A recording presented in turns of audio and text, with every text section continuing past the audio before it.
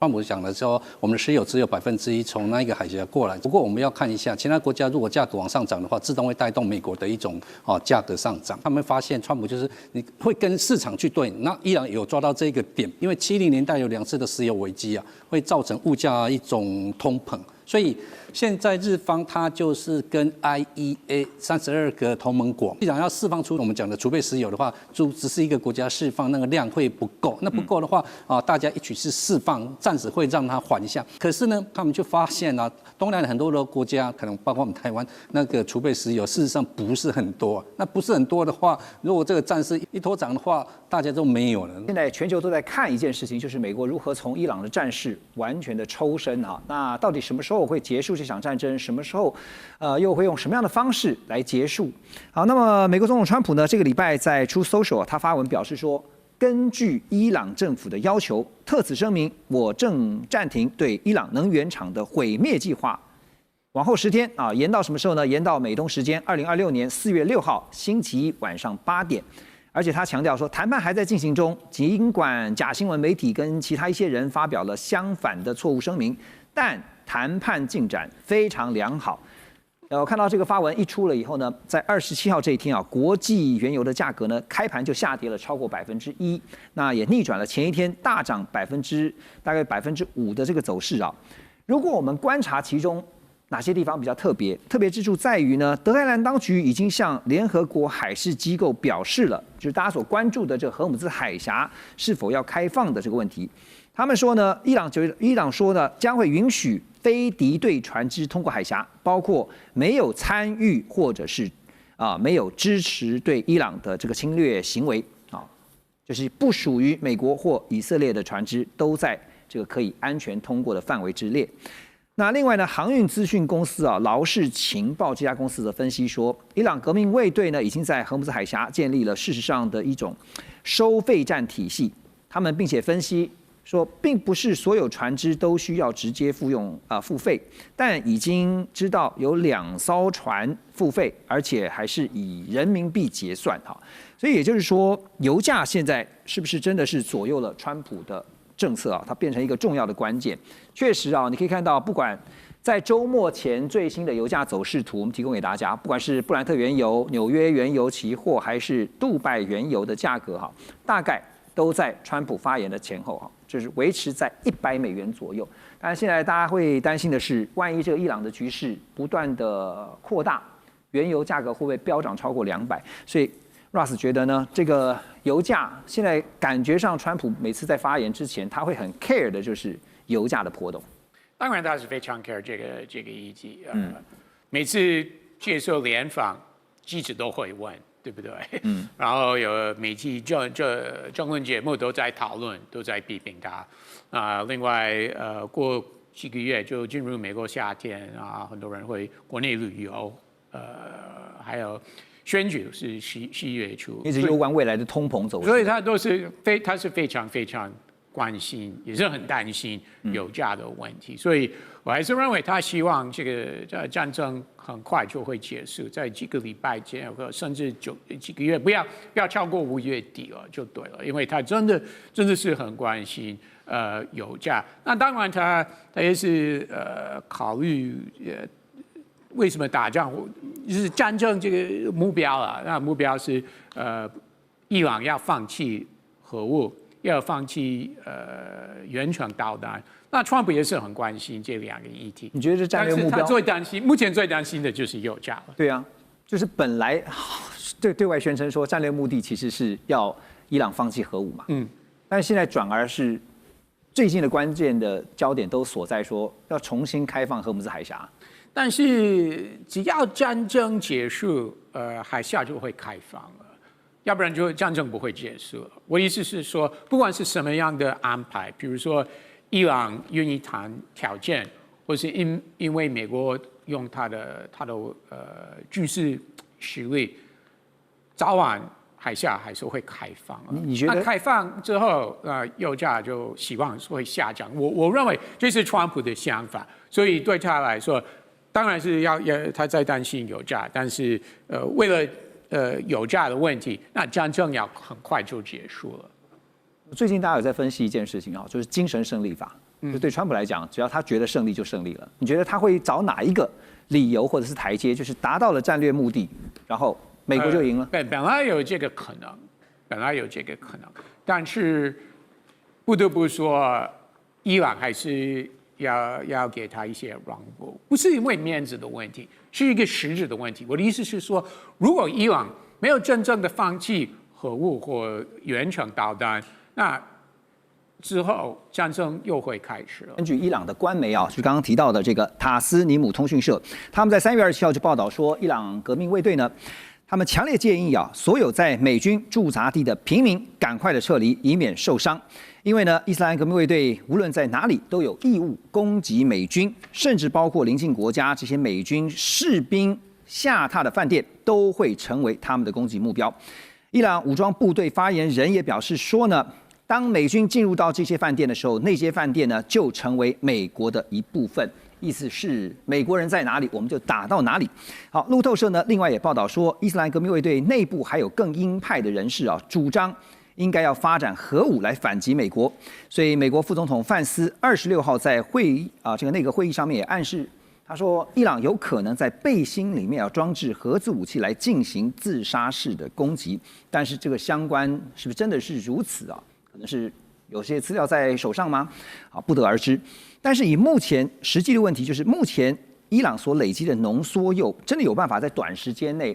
说像那个范斯讲的，说在背心里面做成像核子武器来进行自杀式的攻击，甚至做核弹、做脏弹来反击美国吗？乔伟兄。好，你要说做脏弹啊，这个可能性真的有，但是这些核子物质的移动啊，难度是非常高的。首先先来讲啊，伊朗现有的浓缩铀有没有办法快速的把它做成核弹？大家不要以为做核弹是一件很简单的事啊，做核弹的浓缩铀，它的铀浓度要高达97%以上，也就这样精度的浓缩铀，这个地球上能够提炼出来的国家没有几个。好，所以就是说，今天当时那个美国他们在过去这个反正看到伊朗有点浓缩铀的时候这个那个大家长期我相信你有记得一些英文那个新闻，就是伊朗境内的核设施发生不明原因爆炸，为什么？其实就是那个以色列摩萨德一直在监看伊朗，他如果就发现伊朗要开始准备好能够开始提炼浓缩铀，他就要设法把它炸掉，然后另外也管制这些所有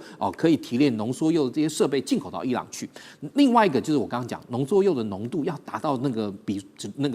浓缩的那个纯度比例要非常高。像比如说以美国来说，美国这个福特级航空母舰，它的核燃料浓度高达95%，但是美国人可以敢把它拿来装到航空母舰上当核燃料用，为什么？因为他们知道97以下的核燃料不会产生连锁反应，也就是你要拿来当核武器，产生这种所谓的热核反应，就是能够这个引爆的，你一定要浓度达到97%以上，或甚至更高，才有办法作为这种所谓叫武器级的这种浓缩铀来做这个核武之用。你说今天那个伊朗在这么多年来饱受制裁，而且或者说好不容易弄那么一点点了，就被这个那个以色列人被美国人这样炸，那你说他能够有足够的那个核弹那个核燃料来做核武器的话，我个人觉得没那么容易。而且今天你要做这个核武器，你也要经过一系列的这个测试，比如说包含临界测试，或者是真正要试爆。像比如说金正恩，大家都知道他现在手边有核武器，为什么？因为他爸爸还在世的时候，这个金正日就在这个地球上搞了一个小型的这个那个地震他那个地震一震，大家都知道，哎呦，原来北韩真的有。好，那这个时候你说伊朗你连门槛都还没有，他如果说你把它当初跟我们民国70年代张献义那个时期搞这个核武器类比的话，他基本上那个时候张献义把这个资料拿出去的时候，是让美方知道我们能够在6个月之后能够弄出来。但是如果说现在假设，即便伊朗在被美国跟那个以色列攻击的时候，达到当初那个张献义丢文件的这个水准的时候，这时候你其实你真的东西做出来，你要拿什么东西丢出去？当然你说他有很多这个地对地弹道飞弹可以飞个这个2000公里、4000公里等等，这些我都同意。但问题是说，你今天你这个东西两个要结合，能够射出去成功才能够算数。也就是说，有这个能力不见得有这样的一个程度对，而且范斯的说法，我们这样来看的话，其实不也正在合理化，就是这次美国出兵伊朗的一个理由吗？好，那现在就讲说，伊朗呢现在威胁说要对于邻近的国家的饭店，还有包括了美军基地攻击而且说反正呢，你这个军事官下榻的饭店都成为我伊朗攻击的目标，这背后的战略目的要怎么看呢？那是。其实我觉得就是说，伊朗做这件事情，其实因为他已经把很多美军基地给摧毁了，是，他认为现在美军没有基地了，所以就躲到其他地方了。所以他就说你要躲在饭店啊或者这些的地方他要去追杀，而且还要俘虏美军。那其实他这个意思呢，饭店为什么会指饭店？我觉得他就是跟海湾国家讲，我如果打你饭店的话，我不是对你，我是对你藏在饭店的美军。美军对，所以叫你的美军你的饭店不要住美军，你住美军，对不起，我打的话，我不是打你饭店，可是是打美军。那我是不愿意打的，因为我把你这个国家的这个饭店供了，你国家还有观光客嘛。所以这个其实现在出来在调停的，比如土耳其啊，比如说这个埃及啊，比如说巴基斯坦啊，那这几个国家都是在跟伊朗在谈的时候，就希望说，你不要乱打这些民用目标真正的冤有头债有主这个应该是美国跟以色列，你不要乱打。所以呢，我觉得他这个意思其实是多重意义，一方面也警告美军，你们最好撤离。那么一方面也跟这些就是说这个波斯湾国家这个海湾国家的这些名义上是美国盟友，可是实际上是这次战争的苦主，没错，跟他们讲说，你不要用饭店让这些美军躲在里面。但是大使，您那我也觉得都打你饭店了？您觉得这样的一个说法，就是现在做了这样的宣布会不会造成说实质上面影响到这些海湾国家他们的态度甚至做法？他们会把这个对美国施压的力道加大。那个很多西方媒体包括什么 New York Times 说，他们现在对伊朗这个什么要准备叫美国人继续打伊朗，然后他们自己可能出兵，我认为那是胡扯八道。这些国家他不会公亲变事主的，他不会跟以色列站在一起冤有头债有主嘛，对不对？没有，他不会跟伊朗去作战的，这是战争，人家他们这个中间事实上都有很多联系的对，就是说伊朗打的时候也讲得很清楚，我是打你的美国的设施你这个美军基地被打得很惨，那他没有针对你这些国家的民用设施，他打到民用设施唯一是什么？唯一是伊朗自己的民用设施被打的时候，他这边没有美国的民用设施他只好跟打这些跟美国关系比较重的国家，尤其阿联酋，所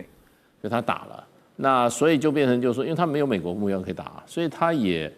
以就是说，你今天美国要打伊朗的民用设施，尤其能源有关的这个设施那海湾国家说，那伊朗就是打我们的，因为这个东西都是附近都是他打得到都是我们的，所以他们现在卯尽全力希望美国不要打，不要扩大战争所以川普现在的压力，除了他自己美国的压力之外，海湾国家还有再加上土耳其，再加上巴基斯坦，再加上埃及，都是出来要美国不要去把这个战争往上提升的。没错。所以我认为基本上现在最希望这个战争停止的是海湾国家。海湾国家现在的想法也是，这个战争是你美国发动的，可是呢，现在受害的，像您刚刚讲说，最大的苦主是我们，因为被打的、被这个毁损的。虽然是有美国的军事基地，但是也有一些部分的民用设施，就是在我们这些国家的境内那但是问题是，根本对你美国没有什么样的一些影响。好，那当然现在重中之重，关切点还是在于荷姆斯海峡的实质控制现在开放通行呢，对于川普来讲，对于美国来说是当务之急那伊朗的外长呢，阿拉奇最近也证实说伊朗基于友好国家定义，目前只允许包括中国大陆、俄罗斯、印度、伊拉克还有巴基斯坦这5个国家的船只通行，其余呢被视为是敌对势力的船只仍然遭到禁止通行。这个5个国家里面呢，我们看到没有日本所以日本在处理上呢，刚刚莱特提到显得格外的谨慎。日本首相高市早苗呢，最近在这个幕僚会议上面也表示说针对能源供应的忧虑呢，将会从3月26号开始释放国家石油储备以及产油国共同储备。那所谓这个产油国共同储备呢，是日本与产油国合作，在日本国内存放的石油储备。另一方面呢，日本政府还会祭出新的政策，规定民营企业也必须持有的石油储备。好，日本真的现在对于这个中东危机也是非常的担忧，因为他们是高度依赖石油进口的国家。但现在祭出的对策真的能够有效的舒缓目前战争带来的冲击吗？短期也许可以，中长期呢？中章节的话，事实上日本他有去做一个分析啊。美国打这一场战争是打了兵器战，但是伊朗打的是一个价格战。所以川普看起来会显得有点焦虑。为什么？因为价格往上升。川普讲的说，我们的石油只有1%从那一个海峡过来，其他的国家只有90%多。不过我们要看一下，其他国家如果价格往上涨的话，自动会带动美国的一种价格上涨。那日本的话，他们就会感受到它的压力。虽然说他会去释放我们讲的储备石油，应该是3月16跟3月26日的话会持续的一个释放，他希望把市场的价格会往下来。那往下来的话，你也看到川普为什么会讲什么24-48小时改6天改6天的原因就是这样，希望让价格一直往下降。看着油价在说话的，这是看着油价上，所以他们发现川普就是你会跟市场去对，那伊朗有抓到这个点。那他们也去担心到说，因为70年代有2次的石油危机会造成物价一种通膨。所以现在日方它就是跟 IEA 32个同盟国，既然要释放出去战备我们讲的储备石油的话，就只是一个国家释放那个量会不够，那不够的话大家一起去释放，暂时会让它缓一下。可是呢，这个可是又来了，他们就发现东南亚很多的国家，东南亚国家可能包括我们台湾那个储备石油，事实上不是很多。那不是很多的话，如果这个战事一拖长的话，大家都没有了。东南亚很多国家现在已经是单号、双号、单号、双号去排队加油。那现阶段只能够做的就是说，去别的地方买。或是说这个石油是不是透过别的地方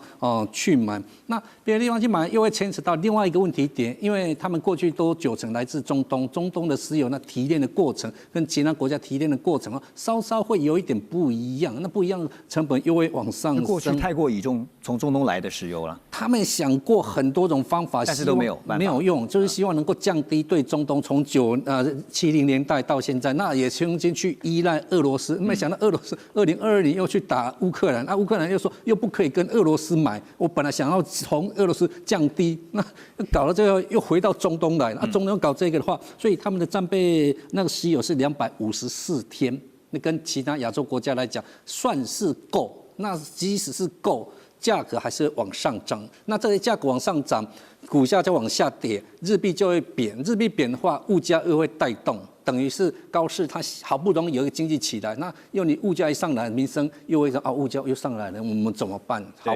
成果又不见了。亚洲很多的国家或经济体现在还密切关注说日本的做法对，简单请老师告诉我们哪些他们的做法，您觉得还值得我们参考呢？第一个的话就是说他们会请日本可不可以释放多一点给他们？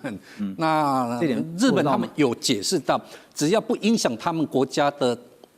情况之下，他们愿意去帮忙其他国家。这第一点。第一点，趁这个机会，日本希望能够带动它在亚洲的那一种地位，而且它也带动说这个荷姆斯海峡能够顺利通行。他确实在拜访川普的时候，也有达到这一个通点，所以他希望是做一个和事佬这个战争，希望尽快让它降幕下来。他跟川普也是讲这句话，我们这个战事就不要再打，尽快把它结束掉。美以伊这场军事冲突呢，从2月28号开始以来呢，到今天3月28号，1个月了，还没有结束。现在外界最关心的就是到底这场战争要什么时候结束，以及它会如何结束。美国总统川普在3月26号针对目前的最新局势他又有一个最新的说法。他说呢，应伊朗的要求，将重新打开荷姆兹海峡的最后通牒时限，延长到美国当地的时间4月6号这一天。在这一天之前呢，美国不会对伊朗的发电厂这些相关设施来发动攻击，但立刻遭到伊朗方面的否认说没有要求美国暂停攻击这件事情。而另一方面呢，美国国务卿 Rubio 3月27号在法国参加 G7 外长会议时呢，向欧洲的盟友表示，对伊朗的战争还会持续1个月，而美军可以在不派出地面部队的状态下完成战争目标。可是《华尔街日报》呢，却又报道说，美国的这个五角大厦正打算加派上万名的地面部队，包括现在我们所知道的2栖作战部队，还有第82空降师等等，前往中东地区，让川普在和伊朗谈判的时候有更多的军事选项可以运用，也就是呢，拿军事力量作为他的后盾。那到时候跟伊朗谈判呢，增加对伊朗谈判的压力。不过伊朗方面也听到了，他们说我们准备好了100万大军等着美军来。先来看一下，这是《工商时报》他们整理出来的。包括了现在对峙的美国、伊朗跟以色列。现在大家也在看的是中国大陆的角色是如何。美国方面刚才也听到了啊，不断的强调说，已经进入到最后阶段了，也敦促团队要坚守川普呢公开提出的说4到6周一定要结束这场战争。另外呢，不断的强调说是伊朗非常渴望达成协议哈。好，但是伊朗说没有这回事，而且呢，现在呢也针对美方所提出，在这个礼拜我们知道他们提出了15点的和平提案。但是呢，伊朗立刻就提出了抛出这个结束战争的5个条件。其实坦白讲，你详细看哦，你就会发现，其实双方根本谈不拢的。好，以色列这边呢，则是强调说，任何协议都能够让以色列保留先发制人的攻击选项。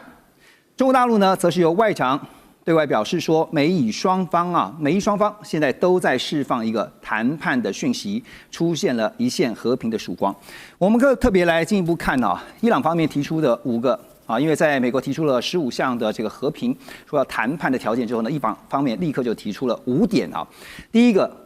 彻底停止侵略跟暗杀，还有呢，具体要确保不会再发生战争，也就是要永久停战。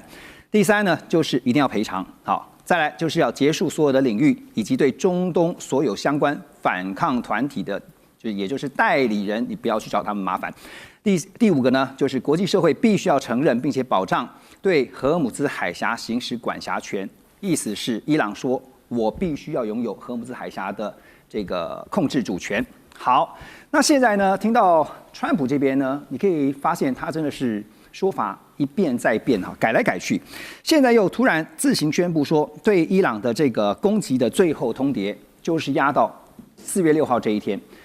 4月5号，大家知道在美国这边要欢庆的是复活节哈，所以压在这一天背后到底有什么策略？所以我请教大使啊，您觉得现在不管是美国也好，伊朗也好，其实双方都很想谈，是这样子吗？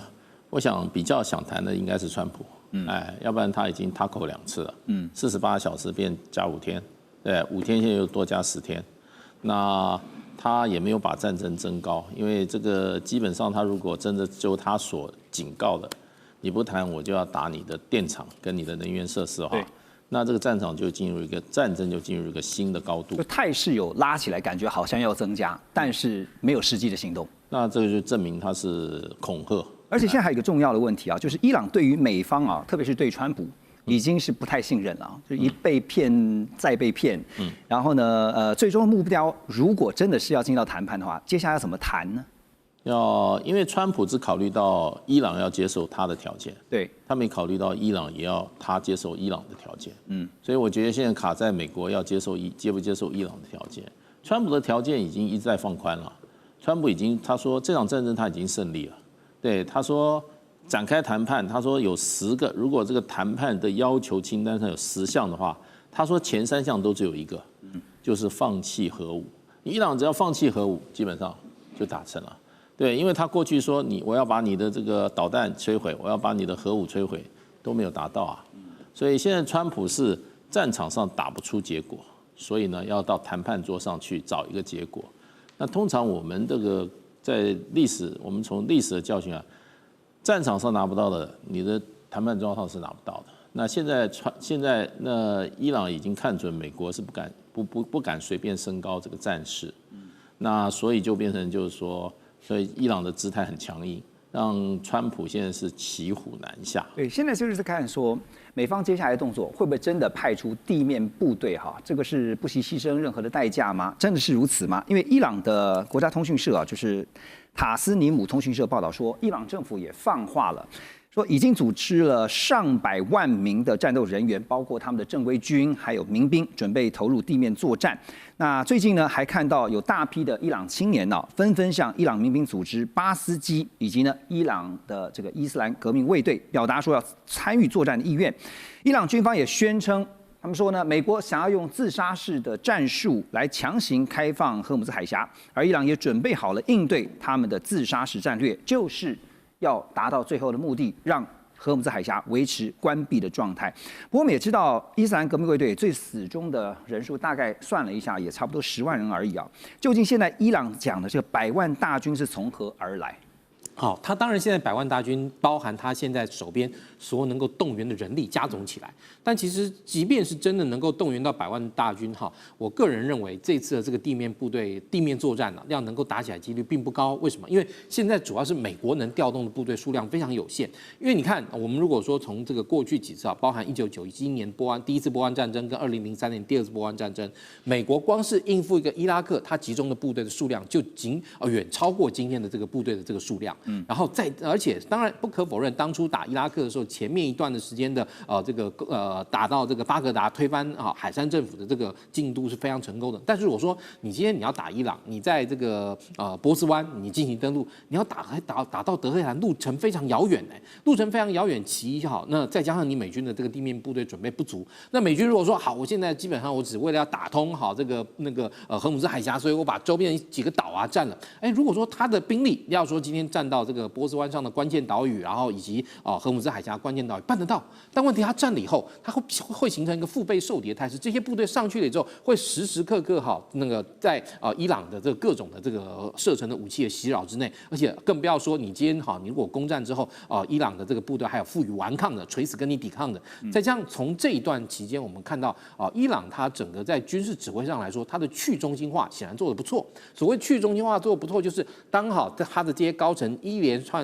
接二连三的遭到美军的猎杀之后，然后他还能够持续发动这个反击。当然有很多这个美国的朋友说反击的这个力道小很多啊，你看现在跟刚开始的时候可能减少了90%，的确是减少90%，但是等到当你部队登陆如果你真的要打地面战，你部队登陆你夺取一些岛屿的时候，那这个时候你必须要去思考对方可能会对你的反击，那这个反击会造成你人命的那个持续丧失。那也就是说，其实如果发动了地面作战的话，它就必须是要至少一段时间的，并不是像是到委内瑞拉带了人就走的。对，的确川普他在这次是我记得大概1个月前，我们他刚开始发动这个行动的时候，我那时候就讲美军的这次的军事力量准备的非常不充分。为什么？因为从调集的这个空中的这个部队的数量，然后以及这个海上的这个舰艇的数目来看，似乎都在的显示美军的准备不充分。而且你可以从他打到现在3个多礼拜的这样一个情况来看的话，美军他当初的这个战术指导，你虽然说可以说因为他依赖他的高科技武器在战场上的表现非常优异，但是整体来说他缺乏一个战略指导。也就是说，我今天我这个仗开始打，我要怎么结束？你有没有想过你要怎么结束这场冲突？然后你就去开始边打边调整。对，现在看到情况就是边打边调人，所以就一直发生 tackle 这种事情嘛，对不对？但如果说今天他当初是有所准备，甚至于已经这个处心积虑，真的要把这个伊朗这个神权统治的这个政权给赶下台的话，他不应该是那样草就是开动。而且呢，你可以看得出来，他现在显然对于就是如果要不要发动地面战争，显然还是处在一个模棱两可，甚至举棋不定的阶段。因为波斯湾或者说是荷姆兹海峡被封锁了。导致这个美国想要逼的伊朗重新开放这个荷姆兹海峡，但是对于伊朗来说，我现在手边有100万地面大军，你只要不敢来登陆，你基本上来说，你要能够开通荷姆兹海峡根本是不可能的事。要开通荷姆兹海峡很简单，只有政治解决，那个只有政治才有办法解决的问题。美国就算用了军力，能够占到波斯湾荷姆兹海峡北岸的这些据点，但是你也没有办法保证能够彻底的扩清这些据点。你一旦进去，一旦占领，你就要开始陷入跟当初伊拉克一样旷日费时，而且损失人力非常多的那样的绥靖作战。因为你今天你的想法不是说要整个战线的推进，然后把他这个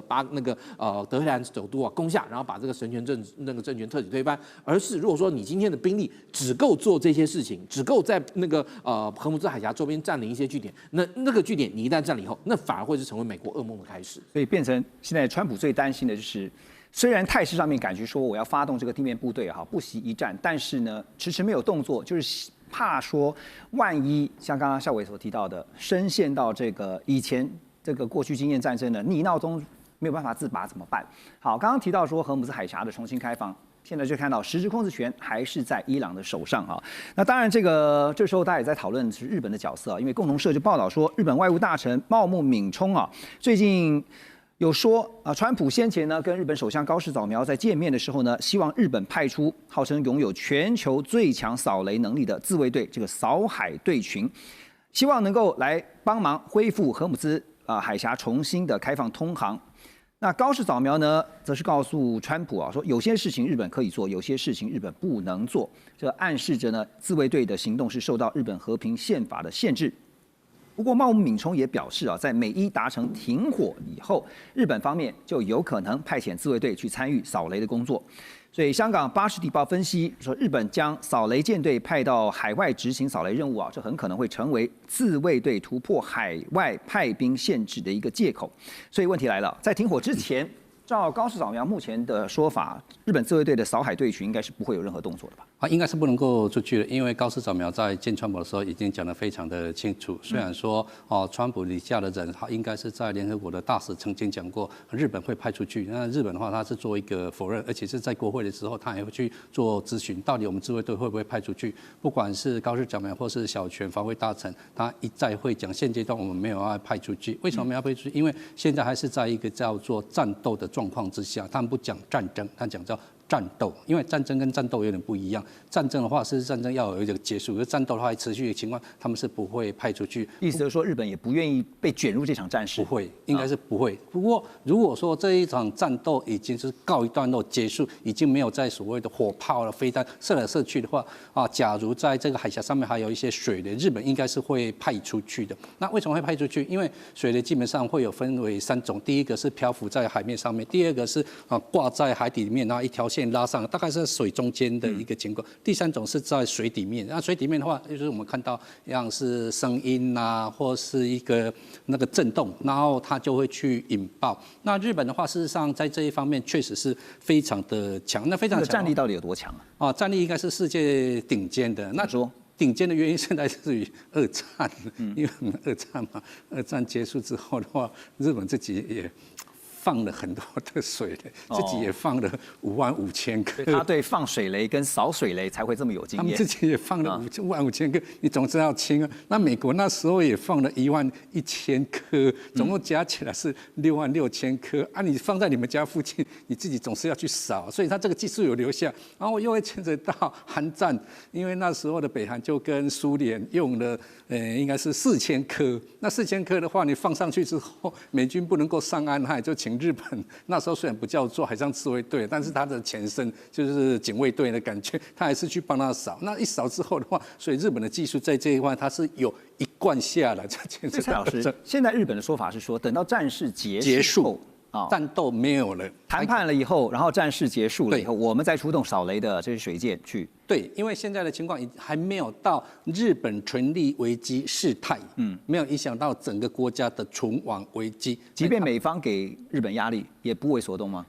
不会动，不会动。为什么？因为他在国会一直在问这一个问题。川普呢，事实上有讲7次 step up。他们也去问他什么叫做 step up。step up 的话，可能要是我们2个国家的话，会合作会更紧密啦，日美同盟更紧密啦。当然，我们也猜出可能川普需要我们去派，但是川普也不敢开口说你就派，他也没有明讲。那在法律上面，日本他也跟他讲，我们有些可以做，有些是不可以做。我们已经跟你讲得非常的清楚了，现阶段还在战斗之下，他是不会派出去，也不可以派出去。所以我们看日本现在这个角色其实蛮尴尬的哈，夹在这个美国的压力之下，但是呢，他也必须考量伊朗方面，如果他真的派出了扫雷舰，可是呢，这样不是就等于是进到了伊朗所谓的在我的敌对国家，也就是美国的行列啊，这个部分可能日本也必须要谨慎作为。针对这次对于伊朗的行动哈，川普在上个礼拜他已经明确表示，美国无意向伊朗来部署甚至是出动这个地面部队，同时也透露说呢，美国已经要求以色列总理纳坦雅胡避免攻击伊朗的能源基础设施。但是呢，以色列 Channel 12他们报道说，以色列国防军总参谋长扎米尔在最近的一次内部会议讨论时表示，以色列对伊朗的军事行动甚至还没推进到一半，所以现在以色列的态度也很关键，就是这场仗到底要打多久呢？而根据美国五角大厦的统计数据啊，从2月28号战事爆发以来，美军已经对伊朗海军飞弹、无人机库存啊，还有包括国防工业进行了超过7800次的空袭，并且锁定哈尔克岛上面超过90处的目标。但是哈尔克岛的能源基础设施到目前为止仍然保持非常完整。如果真的要夺取哈尔克岛的话，就必须要出动地面部队。好，哈尔克岛其实它是个非常关键，因为它是占着伊朗的这个石油90%的出口，是非常重要的。那它位在波斯湾的西北部，距离伊朗海岸大约有25公里，长6公里，宽3公里，是最大的伊朗原油出口基地。好，90%的伊朗原油都是从哈尔克岛出口。那前美军的中央司令部司令他就说，美军可以摧毁哈尔克岛的石油基础设施，但是这也有风险就是呢会对伊朗跟全球经济造成不可挽回的损害，或者是美军就直接占领哈尔克岛，把这个重要的石油设施拿下来，作为跟伊朗讨价还价的筹码。所以现在呢，拉回到美以双方的说法，都明确的表示，你可以听得出来，他们的说法就是这场战争将会延续下去，但是也画了红线，就是不派出地面部队所以评估的关键就在于说，能够不要打击或者是影响到能源设施。所以这个美以的共同军事行动，现在看起来，对美以双方来说，聂老师觉得他们是觉得老神在胜券在握，还是说其实他们的计谋早就被伊朗看穿？我觉得这次都打乱了。一开始和平谈判的时候，美国要求的是4大目标，前2个目标是它最重要的。第一个就是浓缩铀停止，要你的核计划、核设施不要再发展。第二个，你的导弹不要再做得这么厉害，要不然又出现第2个北韩，我美国还受得了吗？那以色列一直诱引我，就是说，他这个原因你一定要打，所以美国就说，有道理。我不要让他成功有一个长程甚至洲际导弹，甚至夹带的核，因此这是我的目标。现在根本没有完成这2个目标。川普不但说我赢了，什么叫胜利在握？他讲了多少次我赢了？我打了他好多地方，从2000多个地方到7000多个地方，这样打烂了人家的家园，甚至打死了那么多小孩，叫做赢了吗？我觉得现在有很多的疑问，这是逻辑思考。第一个，美国是一个聪明，这个川普主任要占哈尔克岛，哈尔克岛在西北边。赫姆斯海峡在南边，好，赫姆斯海峡被伊朗控制了，你就要去弄哈尔克岛来封锁伊朗的90%石油，这不是以牙还牙？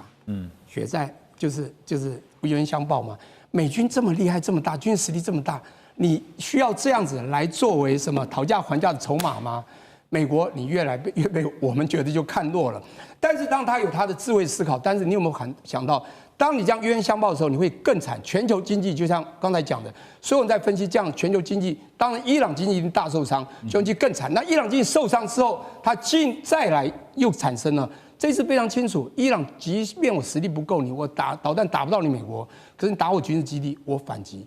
我反击你军事基地，你打我能源石油，我反击你能源还有天然气。卡达我丢5颗，你防了4颗，最后1颗还是打得到。你现在防空，你这么糟糕的代价，2个代价，你的所有的东西防空系统都昂价非常昂贵，你根本是不对称、不平等、不对等的这个战争。对伊朗来讲，第一个军武的不对等，第2个代价的不对等。现在美国在此就会在信誉不断的扫地，你会发现这次伊朗。虽然伤得很重，其实他的国际名声反而更高。就是说，他最后反而他会想要他要求的东西。我现在讲说，你说胜券是不是在握？我绝对看不懂，这怎么叫胜券在？还有一个，什么叫地面战争？请问一下，1955年、1975年发生什么事？越战，《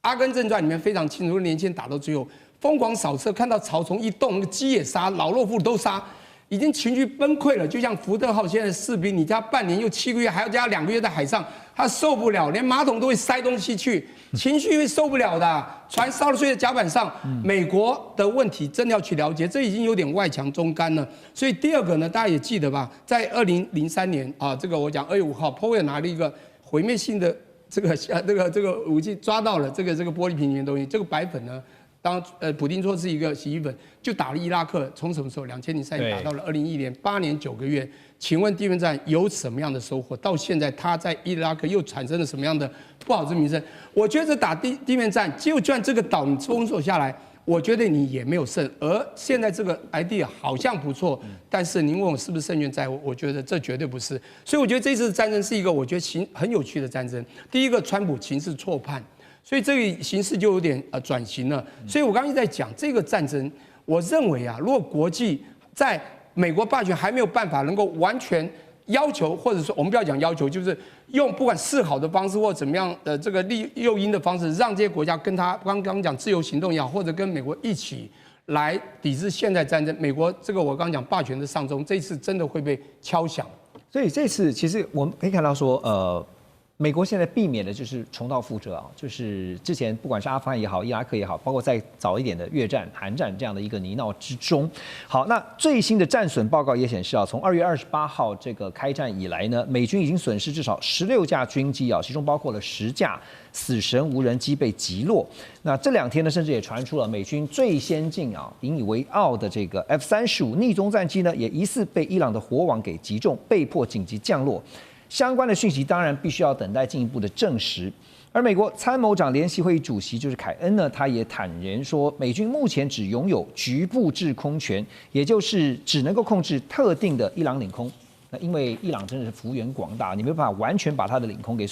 这个掌控下来。好，那开战不久呢，其实呢，我们知道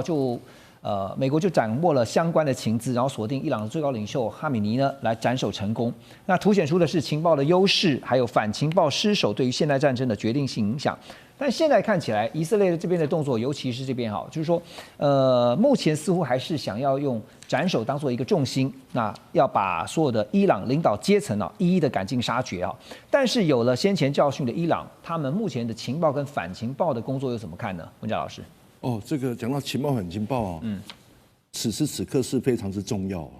就像委内瑞拉的总统其实被火抓那莫托罗其实是靠美国的一个精确的情报，然后呢，他疏忽了反情，就是没有去做好反情报，所以基本上就被抓了嘛。那这次的斩首行动哈马内伊呢，他其实他被抓到也因为怎么样？因为美国有精确的情报，然后呢，加上他没有疏忽了这个情报，所以呢。美国的情报优势导致于能够斩首成功，然后呢，这个伊朗因为反情报的失误，导致呢他被斩首。那我想这样子看起来呢，这个情报反情报此时此刻是在战场是非常之重要那我想这个美伊呢，它的情报能力虽然这个是非常强，但是呢，其实它会递减的。为什么递减呢？因为战事一拉长。有时候情报是怎么样？需要靠内线，因为你越长，他们越会保密，你越难去掌握情报，然后他反情报做得很好，这是一个部分。第二个，伊朗呢，他会靠什么力量呢？他会去中心化的一个指挥部，他们以前可集中嘛，可能要集中开会或是拿手机，他现在可能不会这样做了，他会分散，所以你很难去执行这个斩首，他会做好反斩首任务那第三个，他也用无人机跟这个飞弹来打消耗战，他企图他去瓦解你的这个斩首，他用消耗战来让你的这个美国，虽然你的是战术是获胜了，你的战术，但是你的战略呢，其实是会陷入一个消耗战，你未定。对，因为尤其呢，这个我们知道伊朗它是一个神权国家，它土地有165平方公里，人口有8000多万，而且它具有当国这个所谓的领导人的人比比皆是，因为他人太多了嘛。所以呢，你这个野火烧不尽，春风吹又生，你光靠斩首是没有用的，因为他一直会去推选新的人出来没错。对，好，那第二未来，我觉得这个情报的趋势呢，当然我们美国短期内它还是需要靠这个尖端的情报跟 AI 的分析能力但是呢，我想这个伊朗会在反情报跟不对称的作战呢，来迅速来补强。所以呢，这个战争形态会变成斩首跟消耗一个并行。了解。那所以我想，这个情报呢，我想不是一次性的到位，而是需要长期的一个博弈。此外呢，关键还是在于谁拥有了情报优势，那同时又被避免反制。OK， 所以其实从目前伊朗所推出的这个战略就是用低成本的武器来消耗这个美国跟以色列他们高昂的这些武器反正呢不对称嘛。那但是呢，伊朗也就是料到这个以色列呢，或者是美国呢，他们不能够去攻击能源设施因为这个对他们来讲是非常重要的关键。所以呢，川普特别告诫以色列说，不要再攻击伊朗的天然气基础设施因为以色列先前就攻击了伊朗一个主要的天然油气田，在画面当中我们看到，伊朗就立刻也做报复，因为呢就攻击了这个卡达的拉斯拉凡工业城。因为这个拉斯拉凡处理全球大约20%的液化天然气，而现在呢，不止卡达，沙烏地阿拉伯在红海的主要港口盐布港也传出遭到攻击啊，一度宣布暂停原油的装船作业。好，画面当中也看到美国财长贝森特呢，他有强调说，川普政府正在考虑采取新的措施，抑制不断上涨的石油跟其他的商品价格，而且可能对海上的伊朗石油解除制裁。这个石油总量呢，说如果是解除的话呢，估计可以啊，稍微来缓一下燃眉之急啊。就是石油总量因为有大概1亿4000万桶的原油。那分析师也有不同的看法，就是这个 Again Capital 的石油专家啊，叫做约翰基尔杜夫，他说近年来呢，其实中国大陆呢是无视于美国的制裁，光是购买伊朗原油出口啊就占了非常大的部分。现在呢，如果华盛顿批准的话呢，中方呢就可以自由出售数百桶的原油哈。所以确实能源对全球来讲都非常的重要，尤其这一次呢，荷姆斯海峡受到控制之后，其实在亚洲这些国家，包括了日本、中国大陆，当然也是 OK 这些东亚的国家都受到影响。那现在以色列打伊朗呢，被美国提醒说不能够打油田；美国打伊朗呢，但是解禁制裁伊朗的海上石油哈。所以这场因为地缘冲突引发的石油赛局，江老师你怎么看？现在谁站在最有利的位置上？我觉得大家现在只看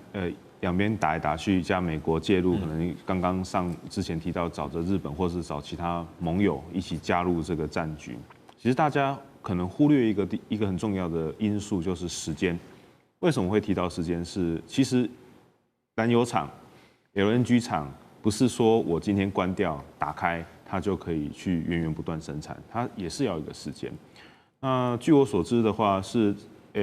目前的燃油气厂再打开的话，至少1个月以上的时间，那再加上装船，然后再到你的买主身上，它其实有很多的时间因素。那突然打了，又突然不打了，那我是开还是不开？对。然后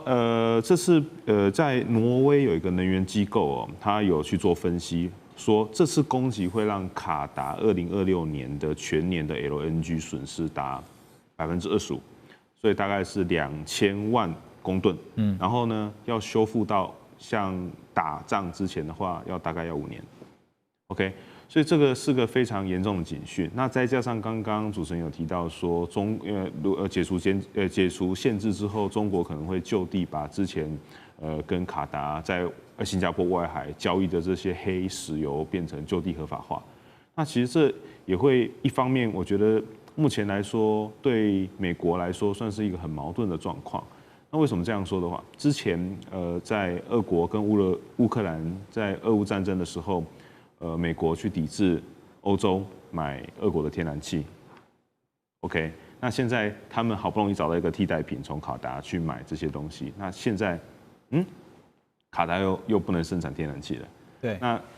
就导致说，那我欧洲的这些国家该怎么办？那远一点，亚洲的这些国家该怎么办？我觉得这个是目前对川普来说算是一个很头痛的。像刚刚和主持人有提到说，美国说我又不用这边的天然气，又不是用这边的油，那你们这些人，我不管你，那你们要自己派船。它造成了这个现在全球能源的供应出现了一团乱，但是现在。美国一句话说：“这关我什么事情？”你觉得这听起来不会觉得很可笑吗？好，另外还有就是有一个简单的问题啊，因为我看到了一篇分析啊，是说现在还有一个隐忧，就是有关于氦气的供应断裂啊，因为氦气是液化天然气制成的一个副产品。然后呢，这个现在不只是因为石油受阻，然后造成这个包括石化产业非常的慌乱以外。氦气的供应中断对于半导体制造，因为您是这个半导体科技相关的研究学者哈，对于半导体制造的影响评估怎么看？其实基本上石油啦，半导体常用的就是氢气，就越干净的东西，其实在半导体制程用的越多，那包含我的10颗。那其实大家一直在讲半导体，可是很多东西是忽略，是我们的民生化工都要用这些东西。那到时候可能我们第一个，因为半导体说实在的，顶多我们最常用的就是这些手机、电视。那其实不用手机、不用电视、不换芯不会怎么样。可是你不可能不开车、不点灯、不穿衣服。所以我觉得后续很大一部分是要去看后面民生化工品的状况。OK， 好，所以因为讲到了说氦气就是这个液化天然气的副产品，它未来如果因为这个伊朗战争持续下去，而且没有看到终点的话呢，确实会造成市场上的担忧。毕竟这个半导体现在是全球最大的氦气消费产业啊，没有想到这个伊朗的危机现在竟然连半导体都有可能受。最近这个德意志银行策略师啊叫萨奇德瓦，他分析说，这场冲突大家小心啊，有可能会成为侵蚀石油美元主导地位的催化剂，而且催生石油人民币。主要是因为呢，中国大陆是伊朗的长期伙伴，同时也是伊朗石油的最大买家。那刚刚我们提到了吗？不是现在建立起一个实质的收费机制，而且是用人民币收费的体系哈。当然，这背后的考量有没有可能是说想让中方入局？可是另外一个角度来看，北京真的有可能会因为目前用人民币来计价，说建立这个收费机制，而就轻易的去进入到这趟浑水吗？我想大概不容易。我们应该这样来看。首先，第一个来讲的话，从中国的角度，2025年，它全世界最大的石油能源的进口国是3个国家，排名第1的是俄罗斯，那它早就已经开始用本国货币人民币在做结算了。排名第2的是沙烏地阿拉伯。那它到去年从去年的第4季到今年的目前为止，快要第1季，大概一半以上也在用本国货币，就不再用美元来做计价了。那排名第3的当然就是伊拉克。那伊拉克从2023、2024年开始允许部分的民间也可以用所谓的人民币来作为石油的购买，那现在也可能进一步的扩大。所以我们看这个问题应该这样来看，就是由于第一个，首先，中东地区能源最大的出口国就是中国。第二，中东的国家的主要最大的贸易伙伴也是中国。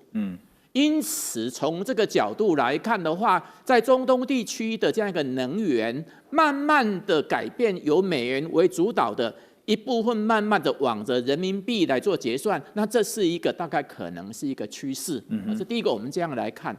那第二个，那伊朗这样的做法，难道北京就要入局吗？倒也未必啦，因为这个荷姆斯海峡跟伊朗当中，其实所占的这样一个人民币的这样一个所结算的比重，其实微不足道。第二个更重要是什么？更重要，北京的大战略的大棋盘嘛。这一场的战争到目前为止，谁是最大赢家？目前来看，应该很清楚的嘛。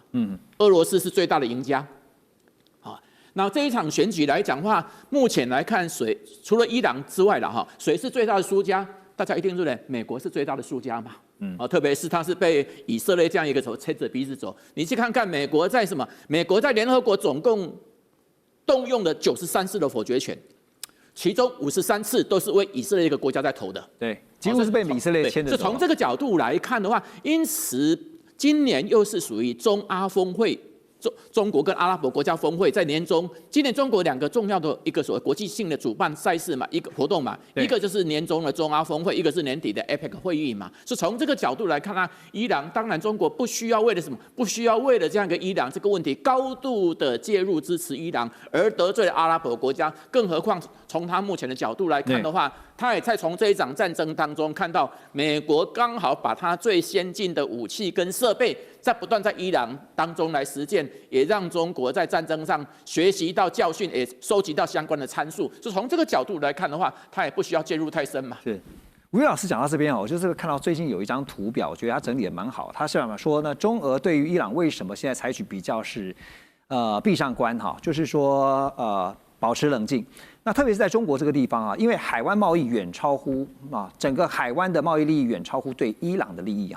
那另外呢，就是说中国与沙烏地阿拉伯、阿联的贸易规模远大于伊朗，军事介入的话呢，将会损害能源投资的版图。所以不管怎么样想呢，其实现在保持你说等距也好，或者是说有个距离是好事。可是北京如果想透过伊朗这一次的战事去牵制川普的话，在中东这边有哪些杠杆是还可以操作的呢？这个阿基米德讲过一句话，给我一个支点就可以举起整个地球，就代表杠杆的重要嘛。那有些中小型国家因为具有战略位置，比如说二手海峡，还是这个特殊的技术，像晶圆制造，还是因为稀有资源，像稀土，甚至加入什么国际组织联盟，像NATO 北大西洋公约组织等等，而具有杠杆的地位。好比台湾多年来一直是美国操作中国一点杠杆。那我们来盘点一下中国在这次的战争到底有哪些杠杆。第一个当然是军事啦，就伊朗。那伊朗跟中国有所谓军事合作，甚至还有科技能源合作。不过呢，伊朗终究是一个主权国家，是一个地方之霸，它不是一个小弟啊，不太可能当代理人，所以这个杠杆很有限。第二个就是刚刚我们吴越老师讲过的沙特阿拉伯，它跟中国商业经济合作非常繁盛啊，互动非常频繁，那是一带一路的重要节点，而且刚讲的人民币结算。但问题是沙特阿拉伯很亲美啊，它跟美国有军事合作，还有美军基地啊，所以也是很有限。第三个有人讲说啊，是不是那些侧翼组织，像黎巴嫩的真主党，巴勒斯坦的哈马斯，甚至胡塞青年组织，这个顶多当成侧翼的侧翼啦，就是杠杆的杠杆，由伊朗来协助发动，而且没有全盘掌控能力，也是很薄弱。如果归根究底，反而有杠杆啊，就中国自己的国家形象。第一个，因为它国力提升，那跟这个中东诸国的往来很频繁，那不像美国一样。做生意还要传教，传什么教？传民主的教啊！那只乖乖做生意。第二个呢，他也不干涉人家内政。第三个，卖给你的军事武器也不会限制你的使用。所以相形之下呢，反而啊，这个自己的国家形象反而是比较有意义的杠杆。那最后一点来讲哈，我们做个结论啦，中国在中东地区是有杠杆，但是杠杆是只有局部的影响力，并没有全面的控制力。特别是中国也不希望全面失控。那么只能说结果是。让美国很烦很忙，然后花费更多的时间、人力资源在这上面而已。是美国现在陷入了一个焦灼状态。好，来快问快答 ，Russ， 你觉得美国接下来大家关心的是会发动地面战吗？你觉得会还是不会？小规模的可能性是很大的。